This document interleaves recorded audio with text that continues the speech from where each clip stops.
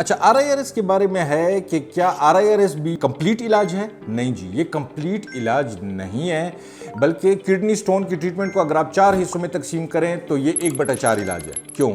देखिए, आरआईआरएस जब आप करते हैं तो इसमें जो डस्ट स्टोन जब टूटता है तो उसका डस्ट उठता है। अब ये डस्ट वहां पे जमा हो जाता है और ये डस्ट जब जिस्म में ये यानी कि पेशाब के साथ डिसॉल्व होता है और ये निकलता है तो ये इतना टाइम लेता है कि ये दूसरे स्टोन के बनने का अमल उस वक्त तक शुरू हो चुका होता है। तो जब तक आरआईआरएस को कंबाइन नहीं किया जाएगा स्टोन डिसोल्यूशन थेरेपी के साथ, बॉडी डिटॉक्सिफिकेशन के साथ और स्टोन प्रिवेंटिव थेरेपी के साथ, उस वक्त तक आरआईआरएस जो है वो पूरा स्टोन का इलाज नहीं कर सकता। और ये बात गलत है कि हम एक दफा आरआईआरएस के साथ स्टोन को तोड़ दें तो दोबारा स्टोन नहीं होगा। नहीं, इसकी कोई जमानत नहीं है। बिल्कुल आपको स्टोन हो सकता है, जब तक कि आप पूरा इलाज इसका नहीं लेंगे ये जमानत आपको नहीं दे सकता कोई कि आपने आरआईआरएस कर लिया और अब आरआईआरएस के बाद आपको दोबारा स्टोन नहीं होगा।